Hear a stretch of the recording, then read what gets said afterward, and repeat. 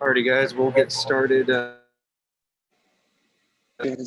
So if you can, just raise your digital hand. We'll call on you. What's up, guys? Welcome back. We'll start things out with Julian. Jeff, what's going on? What's up, Julian? How you doing, man?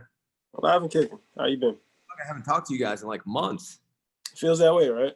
Yeah. Just take me through essentially the last week. You have a bye week. You're ready to do that. Then you find out the schedule's changing. Then you find out it changes again. You got 2 bye weeks. You got 1 bye week. You don't know what's going on until, Yeah, it's 2020, Julian, and it's COVID. I mean, so even, so we wind up hearing that we're not going to play for 2 weeks, and then we're going to play Louisville on the 12th. So then you start getting ready for Virginia. Then you get told you're going to play Louisville on Saturday. So you play them on Saturday. I mean, if they tell us that we got to play tomorrow, our kids will get out there and play tomorrow. I mean, you can't get mad. You can't scratch your head. You just got to get ready and be lucky that we're playing football. I mean, that's the truth. Anybody right now who is, saying, oh, I can't believe this is happening. Let's just be fortunate. We're playing ball and we get another chance to play. And hopefully we get these next 2 games in and we keep improving and getting better and building this thing.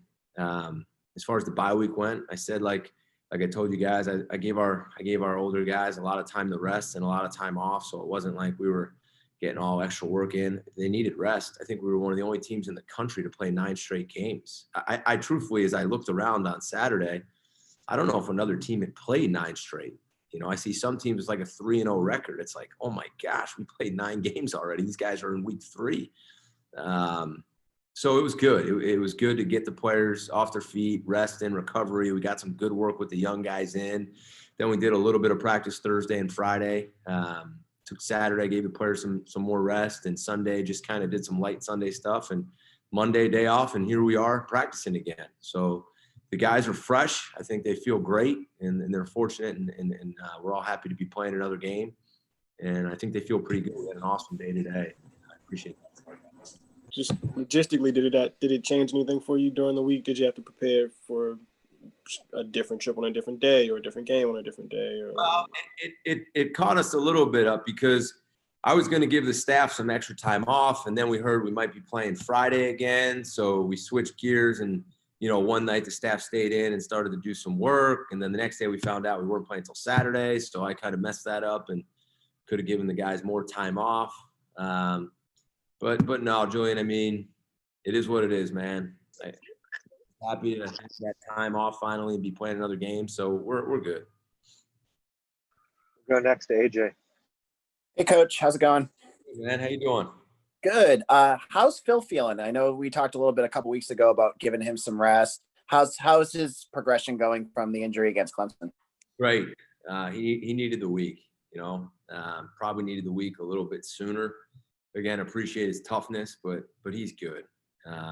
He didn't really throw all week, just kind of rested him. And, from the looks of it today, he was on point. So excited to have him back healthy. And I just think everybody should, everything the kids accomplished this year in a COVID year with limited reps and spring and training, and then playing 2 games through the pain he did, just says even more about the kid. And I appreciate him and his toughness because he didn't have to go through those games, and he did. We'll go next to Dan. Coach, first off, you actually look rested compared to a week ago. So hopefully you got to enjoy your time off. Dan, I appreciate you saying that. I do. I slept a little bit on Saturday, and I got home a little bit earlier last week. So I feel better, and I'm pumped to go again, man. You look better. You look rested. Oh, I can't imagine, Rich, what I must have looked like. Pretty. Whew. With Louisville and kind of just reviewing because it was, you were going to play them, then you weren't going to play them, then you did, then now you're playing them again. With the review of what you were trying to do in the 2 bye weeks, with reviewing your team in particular, were you still able to get all the work done, at least breaking down the first 9 weeks that you were able to? And at what point did you choose to shift gears to make it about Louisville? We really didn't make it about Louisville until later on in the week. We took the time to really focus on ourselves. Like I said, rest, recover. I wanted the staff to get their rest, recover. I wanted the staff to see their families and not eat dinner in the office.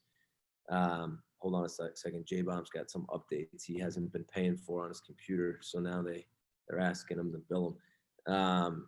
So yeah, the first Monday, Tuesday, Wednesday, Thursday, we did a little bit good versus good. Friday, same thing. Sunday, we came in, we did a little bit of Louisville work, but we treated it like a normal week. So we didn't get too far ahead down. We focused on ourselves like we have, which we felt was more important. We looked back at ourselves to see what we were doing well, what we weren't doing well, what our tendencies were. And I mean it. I wanted the staff and the players to get their rest and get their minds right so we could finish this thing strong, which I felt was more important than anything else right now.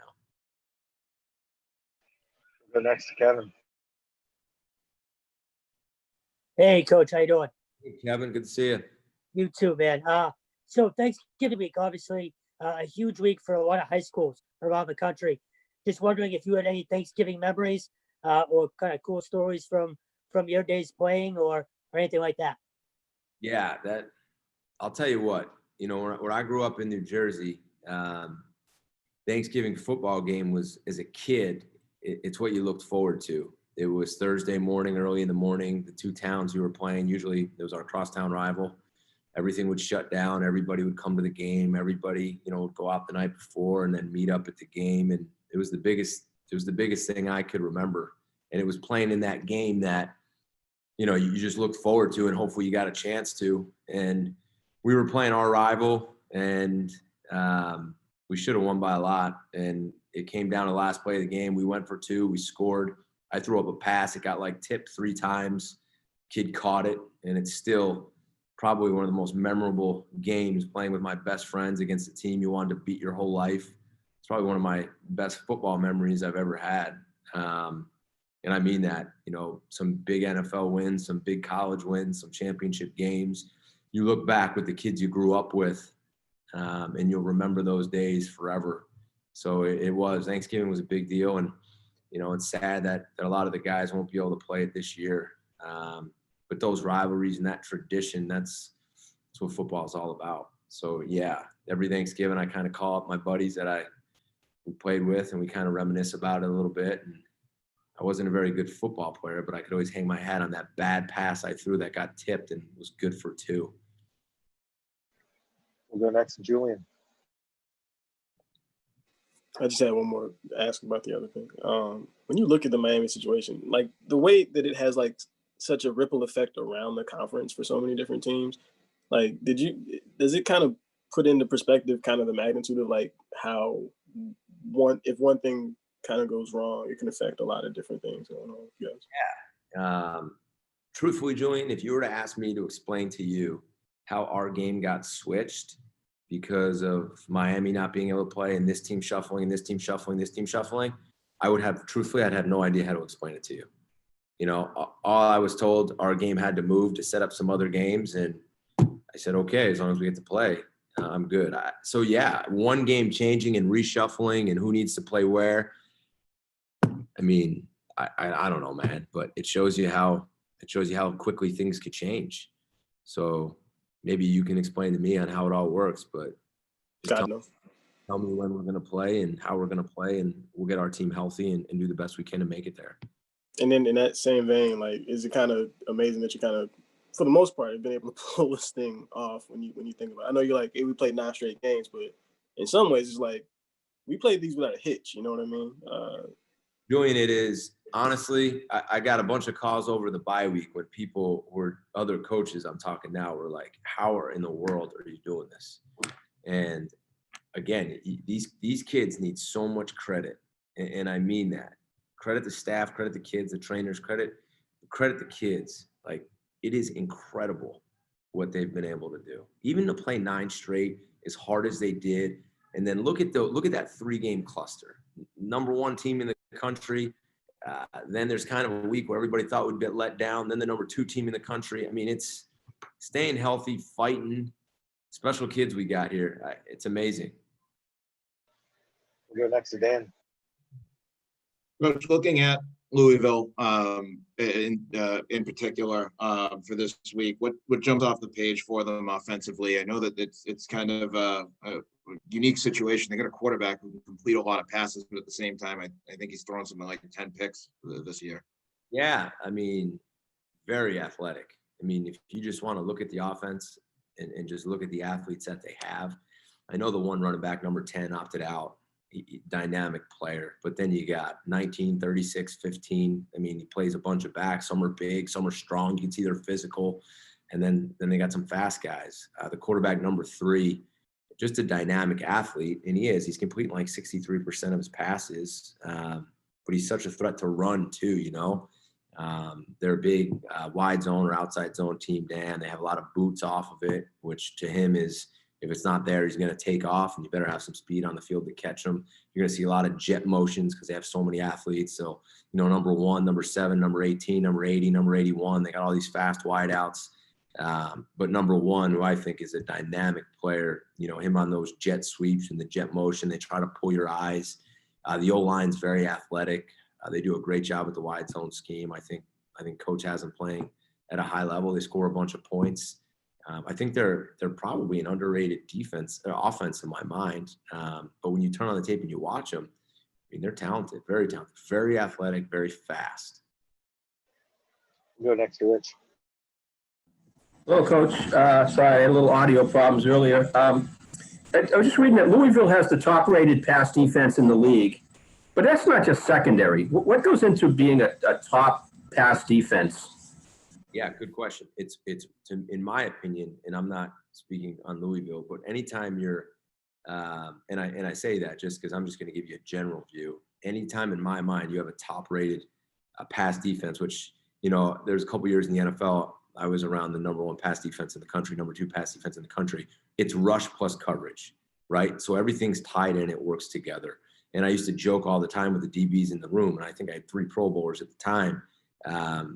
Those D-line, I mean, they make your job easy. When you can get after the quarterback and rush ties into coverage, don't give them a lot of time to throw the ball and play tight coverage. That's about as good of a combination as you can get. Now, if you got great cover guys, but you don't have that rush, it makes it very, very hard. Same thing.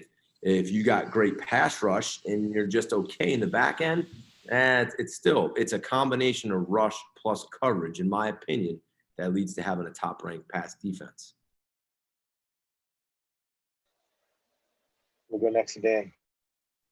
Which kind of in that line for your defense too, and in tying back to the whole thing on Louisville's offense, when you have a dynamic stretch team that can go outside zone and run the football with jet sweeps, how important is it for the DBs and the safeties to watch where their guy is and to watch where that jet sweep might be going or where the quarterback might be taking off?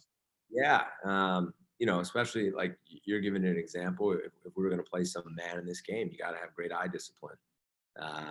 You know, because you look at it like this, Dan, if say we're all on man, right, and they run a jet sweep, if the only guy who should have his eyes on that jet sweep is the guy who's covering him. But the problem is other guys start to see that thing moving and they might take their eyes off their man. And now all of a sudden you got a guy running free, right? But if you play some zone coverage and you're not running, you got to be careful because things move and they change and your eyes need to go from one thing to another thing pretty quickly. So you can't let that jet motion fool you. You got to do your job and you can't let it take your eyes off of your job and its own coverage. When things change, you got to realign and get set. So the jet stuff, which they do a good job of, I mean, I think I looked at a cut this morning, there was like 80 snaps with jet motion in it, the one I had. The jet stuff and the actions he has off of it, the pass game, the run game, he does a really good job of tying it in. You know, I think Coach Satterfield's a really good football coach, definitely an offensive guy. And he does a really, really nice job of tying it in. And with their speed, it's smart, right? All of a sudden, someone gets pulled and the back cuts it up. You got to be really disciplined, really, really disciplined. Jeff, that's going to wrap things up for today. Thank you very much. All right, guys. I'll see you tomorrow. Coming up, guys, we're going to have seniors Brandon Barlow and Max Richardson.